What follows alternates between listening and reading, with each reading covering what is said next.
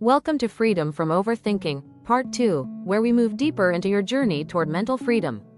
In this session, we will explore a few powerful tools and techniques designed to help you handle and gradually transcend overthinking. But before we begin, it is important to pause and reflect. Part 2 stands firmly on the foundation of Part 1, the 6 essential preparations. If you have walked through them sincerely, you already carry the compass needed for this path: an open mind to receive new perspectives, the courage to embrace discomfort, the strength to build resilience, the discipline to stay positive, the curiosity to keep experimenting, and above all, the faith to believe in freedom. These are not just ideas, they are inner postures that prepare your mind to transform. Now, in Part 2, we step into the practical dimension. Here, we introduce evidence-based tools drawn from diverse therapeutic and coaching approaches, methods that have helped thousands quiet the noise of repetitive thinking. Some techniques will help you interrupt thought loops. Some will train you to observe thoughts without attachment. Others will guide you to reframe, release, and redirect mental energy. You may find certain tools deeply resonating with you, while others may feel unfamiliar at first. That is perfectly natural. Remember, there is no single method for every mind. You are free to use these techniques individually or in combination, crafting your own personalized path to inner stillness. This journey is experiential, not theoretical. The more you practice, the more space you create between you and your thoughts, and in that space, freedom begins to breathe. This video has been created by Rajeev Vashista for Freedom for Eternity. Rajeev is a life and business coach who has been working extensively in the areas of mental freedom, emotional mastery, and personal transformation. Through Freedom for Eternity, he and his associate Jagwant Kumar conduct a wide range of trainings focused on inner growth as well as practical life and business challenges. Their work also extends into consultancy for small enterprises, including shops, small factories, restaurants, MSMEs, and emerging businesses, helping them grow with clarity, structure, and purpose. If you wish to explore trainings, coaching, or consultancy, you are encouraged to connect with them for further details.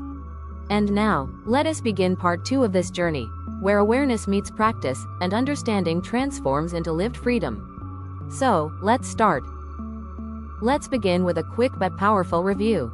Before we dive into the tools and techniques to overcome overthinking, it is essential to reconnect with the foundational principles, the inner pillars that make freedom possible.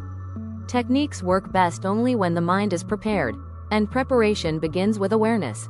So let us revisit these 6 guiding principles. First, open mind. Freedom begins the moment rigidity ends. An open mind means releasing prejudice, letting go of fixed conclusions, and allowing new ideas to enter without resistance. Overthinking often thrives on old narratives and conditioned fears. When you open your mind, you create space for fresh interpretations, healthier perspectives, and liberating possibilities. Second, embrace discomfort. Growth never happens inside familiar pain. We all carry emotional comfort zones. Even if they are uncomfortable, they feel known and safe. To transcend overthinking, you must step outside these patterns. Sit with uncertainty, face avoided emotions, allow inner unease without running away. Discomfort, when embraced consciously, becomes a doorway to expansion. Third, build resilience. Freedom is not a one-time breakthrough, it is a repeated rising. There will be days when overthinking returns, moments when old patterns resurface. Resilience means standing up after every setback, not judging yourself, not losing hope, but gently returning to awareness again and again. Each comeback strengthens your inner muscle. Fourth, stay positive. Positivity is not denial, it is direction. It is the conscious decision to nourish empowering thoughts rather than draining ones. When motivation comes from within, you stop depending on external validation. You begin to move with self-driven energy, even when circumstances fluctuate.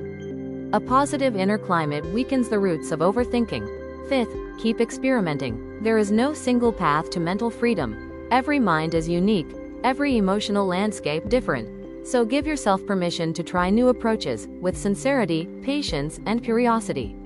Some methods will resonate instantly, others may take time. Experimentation keeps you flexible, engaged, and evolving. Sixth, believe in freedom. Perhaps the most powerful principle of all. You must first believe that a life beyond overthinking is possible. Visualize it: a calmer mind, clearer decisions, restful sleep, emotional lightness. When you hold this vision consistently, your mind begins to align with it. belief becomes the blueprint of transformation. These 6 principles equip you for the journey ahead. As you explore the techniques that follow, keep these foundations alive in your daily life. They are not just concepts to understand. They are practices to live. They shape your responses, your interpretations, your emotional stamina. And now, after this quick but essential review, let us move forward and delve into the tools and techniques designed to help you overcome overthinking, practically, gently, and effectively. So, let's begin. Let us now begin with the first technique, the disassociation method. This is one of the most powerful mental shifts you can experience on the journey to freedom from overthinking. It begins with a profound realization. The voice in your head isn't you. Pause for a moment and observe this carefully. That running commentary, those repetitive worries, the constant analysis of past and future, it all sounds personal. It uses your language, your memories, your tone. And yet, you are not the voice. You are the one hearing it. You are the listener, not the speaker. This single distinction can change everything. Think of it this way. Imagine you are walking past a busy street corner, and there stands a person loudly rambling, complaining about life, predicting negative outcomes, judging people, worrying endlessly about the future. Now you have 2 choices. You could stop, engage, argue, absorb their negativity, or you could simply notice and walk away. You understand that their voice belongs to them, not to you. Your overthinking mind works in a very similar way. It stands at the corner of your consciousness, broadcasting fears, doubts, what-ifs, worst-case scenarios. Persistent, loud, repetitive, but still, separate. The problem begins when you unconsciously identify with that voice. You assume, if it is in my head, it must be me. If I am thinking it, it must be true. If it is loud, it must be important. And that identification traps you. Because once you merge with the voice, you lose the ability to step back. The disassociation method teaches you to create space. The moment a thought arises, gently shift your stance. Instead of saying, I am worried, say, I notice a worry. Instead of, I am overthinking, say, there is overthinking happening. This subtle language shift rewires perception. You move from being the thought to observing the thought, from fusion to separation. And in that separation lies freedom. Because what you can observe, you do not have to obey. When you recognize the internal voice as a street corner speaker, persistent but not authoritative, you reclaim your power to disengage. You can listen without reacting, notice without believing, allow without absorbing. With practice, this technique creates profound mental silence. Not because thoughts disappear, but because you stop feeding them with identification. You let them pass, like background noise in a distant street. So as you move forward in this journey, remember this realization: you are not the noise in your mind. You are the awareness hearing it. And the moment you see that clearly, overthinking begins to lose its grip. Let us now continue and explore this technique in more practical way. So now that we understand the essence of disassociation, let us move from theory into practice. Because awareness deepens only when it is lived. Let us practice the disassociation method together, step by step. Step 1. Get separated. Begin with recognition. Notice that the voice in your mind is distinct from your true self. You are the observer, the awareness, the silent presence behind the thoughts. The voice is simply activity happening within consciousness. The moment you see this separation, even faintly, a small gap appears, and that gap is the beginning of freedom. Step 2. Convince yourself. Now gently reinforce this understanding. Convince yourself, calmly, logically, that this isn't truly your voice. Yes, it uses your memories. Yes, it speaks your language. Yes, it feels personal. But appearances can be deceptive. Just because a thought arises within you, does not mean it defines you. With repetition, this conviction becomes natural. Step 3. Remain calm. As thoughts continue, resist the urge to argue. Do not debate, justify, or defend yourself against the voice. Engagement feeds overthinking. Calm observation weakens it. Let the voice speak, while you remain internally still. Step 4. Stay composed. At times, you may forget. You may get pulled into arguments, mental explanations, emotional reactions. That's perfectly human. The practice is not perfection, it is gentle return. The moment you notice involvement, simply step back again, without frustration. Return to composure. Step 5. Release anger. Sometimes the voice provokes strongly. It may trigger guilt, blame, regret, resentment. In those moments, do not turn anger toward yourself or toward others. Remember, the voice thrives on emotional fuel. Instead, practice compassionate detachment. Let anger dissolve without ownership. Step 6. Practice patience. This inner voice may persist for long periods, hours, days, sometimes longer. Do not expect instant silence. Disassociation is not suppression, it is non-involvement. Be present, aware, but uninvolved. Like watching traffic from a balcony, you see the movement, but you are not in the chaos. Step 7. Stay persistent. There will be phases where you feel you've mastered it, and phases where you feel pulled back in. Do not lose heart. Even when you get involved, keep practicing. Every moment of renewed observation strengthens mastery. Freedom from overthinking is built through consistency, not force. And here lies the beauty of this method. Its simplicity. You don't have to stop thoughts.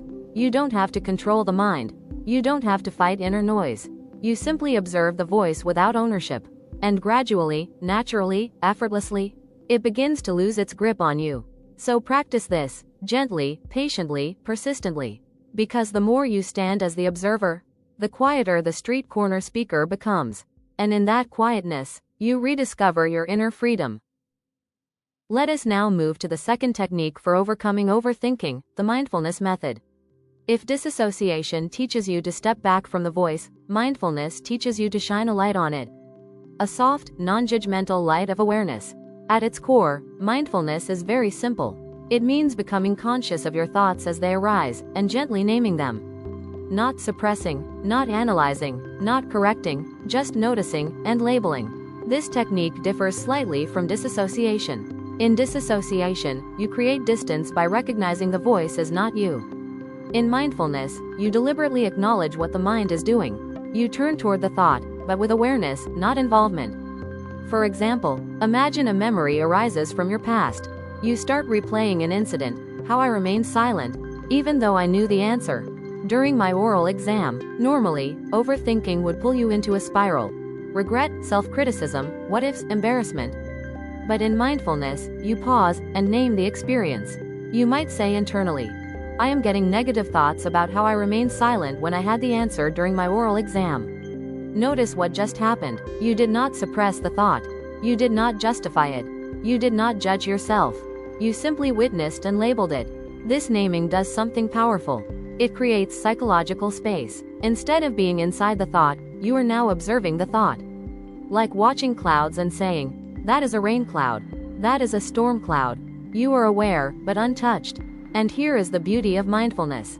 You are not trying to control anything. No force, no resistance, no mental wrestling. You allow thoughts to arise naturally, and you acknowledge them consciously. When worry appears, you name it, there is worry. When regret appears, there is regret. When fear appears, there is fear about the future.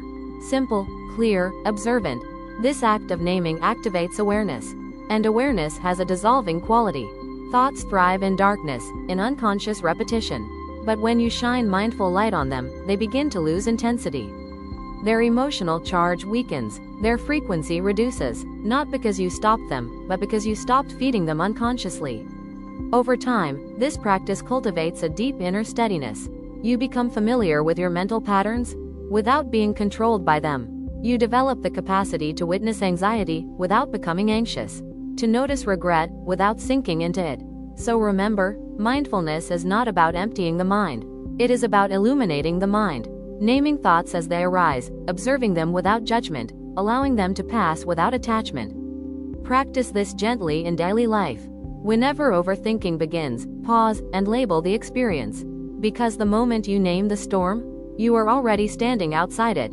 And from that space of awareness, calmness naturally follows. Let us now continue further and explore the next technique on this journey to mental freedom. Let us now explore Technique 3 and Technique 4, two highly practical approaches that work directly with your mental and physical state. The Distraction Method and the Relaxation Method. Both are simple, accessible, and powerful when practiced consciously. Technique 3, the Distraction Method. Overthinking often traps you in repetitive mental loops. The same thoughts replay, the same scenarios recycle, the same worries echo again and again. At such times, trying to stop thinking rarely works. So instead of stopping the mind, we redirect it. This is where the distraction method comes in. When you notice yourself spiraling, deliberately shift your focus. Do something that interrupts the loop. Watch something hilarious, read something funny, recall a memory that once made you laugh wholeheartedly, or simply call a friend for a random, lighthearted conversation. The goal is not avoidance, it is temporary redirection. You are giving your mind a healthier engagement channel. Now here's an important insight. Initially, your mind may resist. In fact, the overthinking may seem to grow louder, almost as if demanding attention. This is natural, because you are breaking an old pattern. But if you maintain the distraction, gently, consistently, the mind eventually surrenders. Why? Because the mind is actually weaker than it appears during overthinking episodes. Its strength comes from repetition and attention. When attention shifts, the loop loses fuel.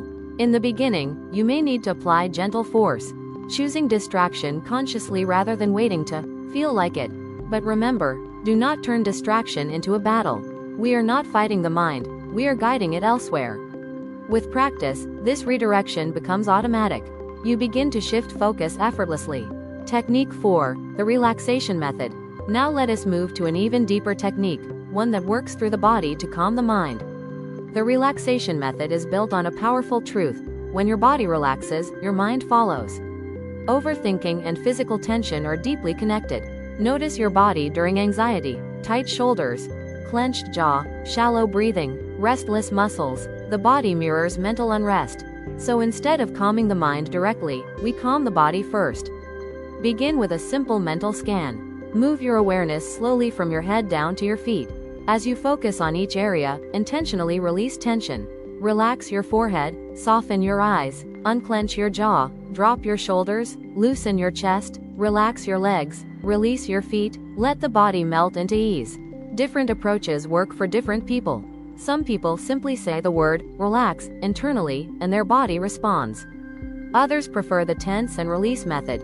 They tighten muscles briefly, then let go, which creates a deeper relaxation wave. Some people use visualization, imagining warmth, light, or calm energy spreading slowly through the body. There is no single correct way. Find what resonates with you. And here is where the real transformation happens. Do not practice relaxation only during overthinking episodes. Practice staying relaxed throughout your day. Walk relaxed, sit relaxed, work relaxed, breathe relaxed, because a consistently relaxed body creates a naturally calmer mind.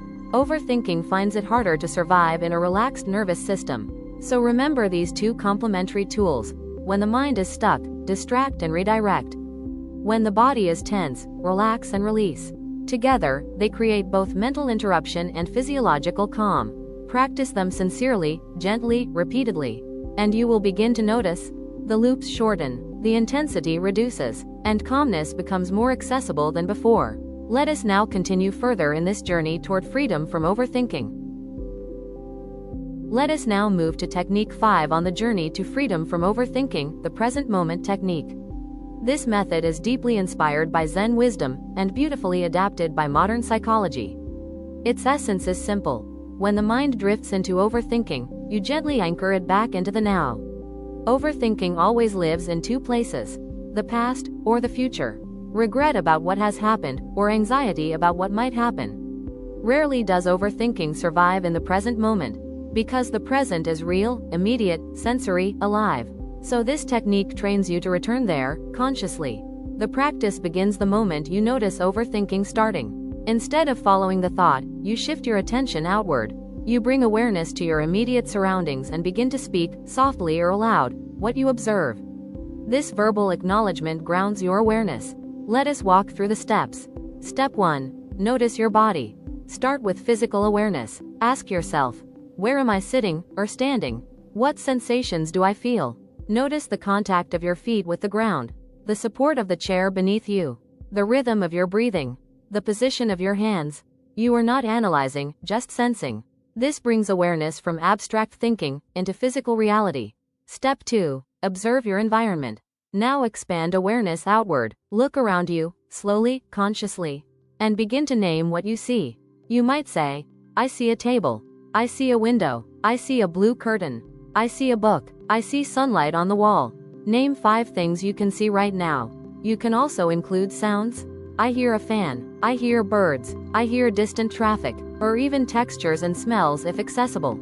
The goal is sensory grounding. Step 3. Become calm. As you root yourself in present moment awareness, something subtle begins to shift. The overthinking stream weakens, not because you fought it, but because you withdrew attention from it. Your mind cannot run two dominant channels at once. When sensory awareness strengthens, mental rumination subsides. Calmness begins to arise naturally. Now it is important to see how this differs from the earlier mindfulness method. In mindfulness, you label your thoughts. You acknowledge what the mind is doing. But in the present moment technique, you label your present reality. You move attention away from mental content into sensory experience, from imagination into observation. This simple shift interrupts the overthinking cycle powerfully, because thoughts about the past and future cannot sustain themselves when you are fully engaged with the now. The present moment acts like an anchor, stabilizing awareness, grounding emotions, restoring inner balance. With practice, this technique becomes instantly accessible. Whenever you feel mentally overwhelmed, pause, look around, name what is real, feel your body, notice your breath, observe your surroundings, and gently return to the present. Because freedom from overthinking is not always about controlling the mind. Sometimes it is simply about coming home to this moment, this breath, this reality, where peace already exists. Let us now continue further, as we explore the next technique in this journey toward mental freedom.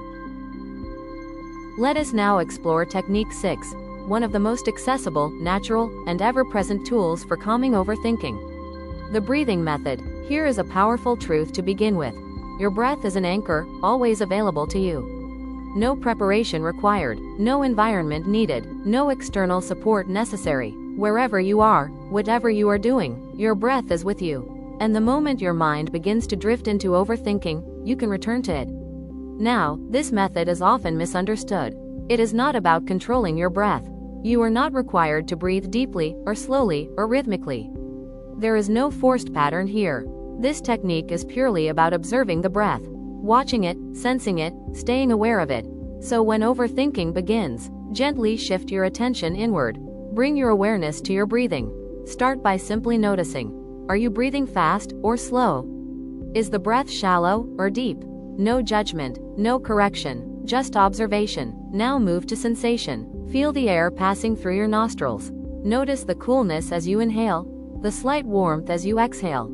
Observe how the chest rises and falls, or how the abdomen expands and softens. Let your attention rest on these subtle movements.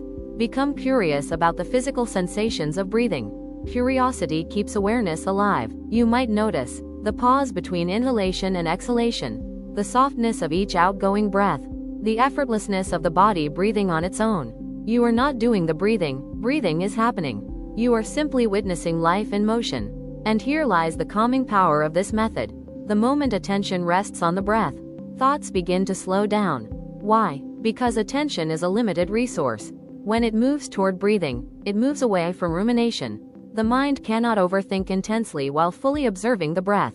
Breath awareness also signals safety to the nervous system. As you observe calmly, the body relaxes, the heart rate steadies, mental urgency softens, calmness begins to spread, naturally, not forcefully. And remember, no special breathing technique is required. You don't have to count breaths. You don't have to hold or regulate them. You don't have to perform pranayama or structured exercises. Just gentle, sustained, loving attention. That alone is enough. With practice, the breath becomes your refuge. Whenever thoughts become overwhelming, you return to inhalation, to exhalation, to the rhythm of life flowing through you. Because the breath always exists in the present moment. And when you anchor yourself to it, you anchor yourself to calmness. So practice this often, not only in distress, but in ordinary moments too. The more familiar you become with breath awareness, the quicker it will steady you when overthinking arises. And with this, we complete Technique 6, another simple yet profound doorway toward freedom from overthinking. Let us now continue further on this journey of inner quietness and clarity. As we come to this stage of the journey, it is time to reflect on your path forward. You have now been introduced to 6 powerful techniques, each designed to help you break free from the grip of overthinking. From disassociation to mindfulness, from distraction to relaxation, From present moment awareness to breath observation, each offers a unique doorway into mental freedom. And now a natural question may arise: which technique is the best? But here lies an important understanding. The question is not which method is universally best, it is which method resonates most deeply with you right now. Because every mind is different. Your emotional patterns, your temperament, your triggers, your lifestyle, all shape which tool feels natural and sustainable. So instead of searching for the perfect technique, begin by choosing the most relatable one. Start with one. Do not overwhelm yourself by trying all methods at once. Freedom grows through depth, not hurry. Select one technique, the one that feels intuitive, accessible, doable. And commit to practicing it with complete sincerity. Not casually, not occasionally, but consciously and consistently. Let it become part of your daily inner discipline. Evaluate honestly. After practicing for some time, pause and reflect. Ask yourself, gently, honestly, am I experiencing improvement? Maybe not dramatic transformation, but small shifts. Slightly fewer thought loops, quicker emotional recovery, moments of unexpected calm. These subtle signs matter. They indicate movement. Stay open. Now, it is also possible that a method may not seem effective initially. And that is perfectly alright. Do not reject it permanently. Set it aside, without judgment. Sometimes a technique doesn't work because the mind isn't ready yet, or because another tool needs to prepare the ground first. Stay open to revisiting it later. Growth is cyclical, not linear. Combine strategically. Once you feel comfortable practicing one technique, you may begin experimenting with combinations. For example, you might use disassociation to step back from thoughts, then breathing awareness to stabilize the mind, or present moment grounding followed by relaxation scanning. These combinations create layered effectiveness, but only combine after you've built familiarity with individual methods. Foundation first, then integration. And as you move forward, remember this deeply. All these tools, though different in approach, share the same ultimate goal: to help you reclaim your mental freedom, to loosen the grip of repetitive thinking, to create space between you and your mind's noise, so clarity, calmness, and conscious living can emerge. This is not a race. It is a practice, a relationship, a journey inward. Walk it patiently, choose sincerely, practice consistently, and trust that every step you take is leading you closer to freedom from overthinking. Your tools are now in your hands. Your awareness is your guide, and your path forward begins now. As we arrive at this point, it is time to take the next step. You have now completed part 2 of freedom from overthinking. Pause for a moment and acknowledge your journey so far. You are no longer just aware of overthinking. You are now equipped to work with it. You carry with you the foundational principles, the inner compass that prepares your mindset. And you now have powerful, practical techniques, tools you can apply in real-life moments of mental overwhelm. From observing thoughts, to grounding in the present, to calming the body and breath. You have multiple pathways available to return to inner balance. It is important to remember, the information shared in this program is educational in nature. It is a starting point, a structured foundation for your self-directed practice. These techniques are evidence-based, time-tested, and highly effective for many people. But like all inner work, they yield the deepest results when practiced as part of a comprehensive approach to mental wellness. Consistency, lifestyle, emotional support, and environment all play a role in lasting transformation. And so, a gentle but important guidance. If you feel the need for deeper healing, if overthinking is linked with anxiety, trauma, or emotional distress, please consider seeking personalized guidance. Professional support through qualified psychotherapists, counselors, or medical practitioners can provide structured therapy, diagnosis, and individualized care suited to your unique needs. There is strength, not weakness, in asking for support. This presentation has been created by Rajeev Vashista for the Freedom for Eternity channel, with the intention of spreading awareness, practical tools, and pathways toward inner freedom. As you move ahead from here, practice what you've learned, apply it in daily life. Be patient with your progress, because freedom from overthinking is not achieved in a moment. It unfolds, step by step, through awareness and practice. Your journey continues, and every conscious breath, every observed thought, every present moment is a step closer to mental freedom. Before you move ahead, before you experiment with another technique, there is an important reminder that deserves your full attention. Because this stage of the journey is where many people unknowingly slow down their own progress. It is completely natural to feel impatient. You practice a method for a few days, maybe a week, and when overthinking still appears, a thought arises, maybe this technique isn't working. Let me try the next one. Perhaps something else will fix me faster. And so, you switch. Then switch again, and again. But here is what you need to understand. Frequent switching prevents depth. Every technique needs time, sincerity, and repetition to begin showing its real impact. Mental patterns built over years rarely dissolve in a few days. This is exactly why Part 3 becomes so important. In the next phase of this journey, we will explore something crucial: how to recognize whether a method is truly working for you.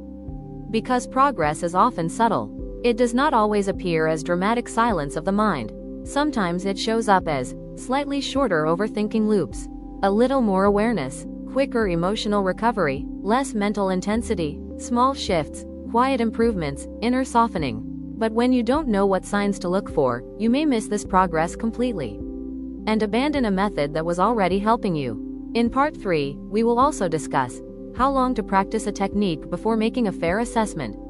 Because giving up too early is one of the biggest barriers to transformation. Patience is not passive, it is an active ingredient of inner change. So before you decide to switch methods, pause, practice sincerely, apply the technique in real-life situations, not just in theory. Give it honest time, then move into Part 3, where you will gain clarity on what working truly looks like. This understanding will save you from unnecessary confusion and from abandoning tools that may already be guiding you toward freedom. And if you are finding value in this journey, if these insights and practices are helping you reflect and grow, then do support this work. Please like, subscribe, and comment on the video, and share it forward with those who may need it. Your engagement helps this message of mental freedom reach more minds and more lives. Remember, this journey is not about collecting techniques. It is about allowing one technique to go deep enough to create real change.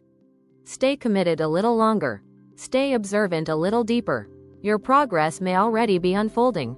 You just need the awareness to see it. Let us continue the journey.